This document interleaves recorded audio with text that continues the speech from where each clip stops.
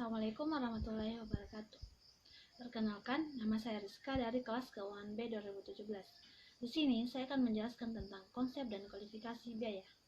Yang pertama, kita akan berbicara tentang konsep biaya.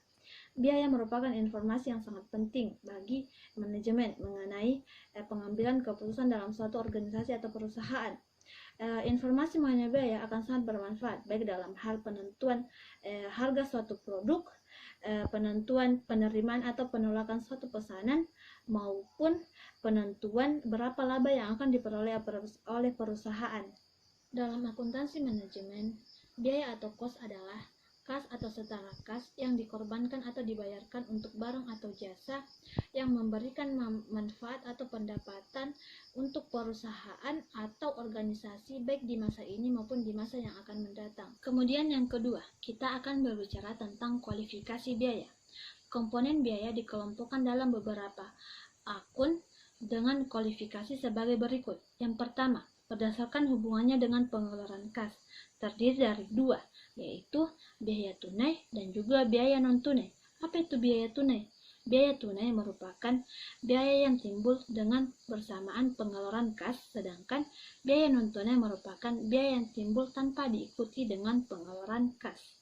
Yang kedua yaitu berdasarkan perilaku biaya, terdiri dari tiga jenis biaya. Yang pertama yaitu biaya variabel, yang kedua biaya tetap, dan yang ketiga yaitu biaya semi variabel. Biaya variabel merupakan biaya yang berubah secara proporsional dengan perubahan volume produksi. Yang kedua yaitu biaya tetap merupakan biaya yang konstan secara total sekalipun adanya perubahan volume produksi. Dan yang ketiga yaitu biaya semi variabel merupakan biaya yang berubah secara tidak proporsional dengan perubahan volume produksi, berisikan biaya variabel dan juga biaya tetap. Yang ketiga yaitu berdasarkan hubungan biaya dengan objek yang akan dibiayai, terbagi menjadi dua, yaitu biaya langsung dan juga biaya tidak langsung. Biaya langsung merupakan biaya yang dapat diidentifikasi hubungannya dengan produk. Kemudian biaya tidak langsung merupakan biaya yang tidak dapat dengan mudah diidentifikasi hubungannya dengan produk. Yang keempat, berdasarkan peran biaya dalam membentuk suatu produk, terdiri dari dua, yaitu biaya utama dan biaya konversi. Biaya utama terdiri dari biaya bahan baku dan biaya tenaga kerja langsung, sedangkan biaya konversi merupakan biaya yang terjadi untuk mengubah bahan baku menjadi produk siap pakai, terdiri dari biaya tenaga kerja langsung dan biaya overhead pabrik. Yang kelima yaitu berdasarkan kapitalisasi biaya atau masa manfaat, terdiri dari dua, yaitu pengeluaran pendapatan dan juga pengeluaran modal. Pengeluaran pendapatan merupakan biaya yang memberikan manfaat kurang dari 1 tahun, sedangkan pengeluaran modal merupakan biaya yang memberikan manfaat lebih dari 1 tahun. Yang keenam, berdasarkan pelaporan keuangan eksternal, terdiri dari tiga, yaitu harga pokok penjualan, yang kedua biaya penjualan, dan yang ketiga biaya administrasi dan umum. Yang pertama, harga pokok penjualan merupakan beban pokok produk yang berhasil terjual. Kemudian biaya penjualan merupakan biaya yang dikeluarkan dalam rangka memperoleh penjualan, sedangkan biaya administrasi dan umum merupakan biaya yang terdapat dalam fungsi administrasi dan umum. Kemudian yang ketujuh yaitu berdasarkan fungsi manajemen dalam perusahaan, terdiri dari dua, yaitu biaya produksi dan juga biaya pemasaran.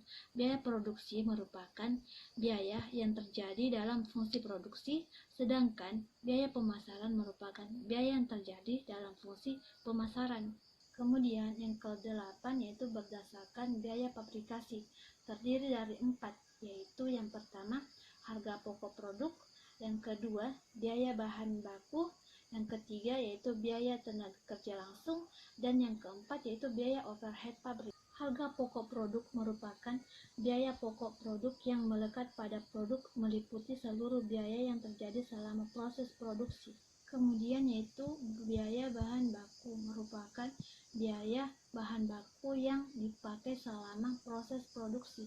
Kemudian biaya tenaga kerja langsung merupakan biaya yang dikeluarkan sehubungan dengan biaya tenaga kerja yang dipakai selama proses produksi. Kemudian biaya overhead pabrik merupakan biaya selain biaya bahan baku dan biaya tenaga kerja langsung. Kemudian yang terakhir yaitu berdasarkan pengambilan keputusan taktis, terdiri dari 4. Yang pertama, biaya diferensial, yang kedua, biaya kesempatan, yang ketiga, biaya tambahan, dan yang keempat, biaya terkendali. Biaya diferensial merupakan perbedaan atau selisih biaya di antara dua alternatif. Kemudian, biaya kesempatan adalah potensi keuntungan biaya yang hilang akibat satu alternatif yang dipilih dari alternatif yang lain. Biaya tambahan merupakan biaya yang akan terjadi karena terdapat proses yang lebih lanjut atau adanya kegiatan tambahan. Biaya terkendali merupakan biaya yang kejadiannya dapat disebabkan oleh keputusan manajemen yang bersangkutan. Nah, itulah tadi penjelasan saya mengenai konsep dan kualifikasi biaya. Semoga video ini bisa bermanfaat untuk kita semua. Terima kasih. Assalamualaikum warahmatullahi wabarakatuh.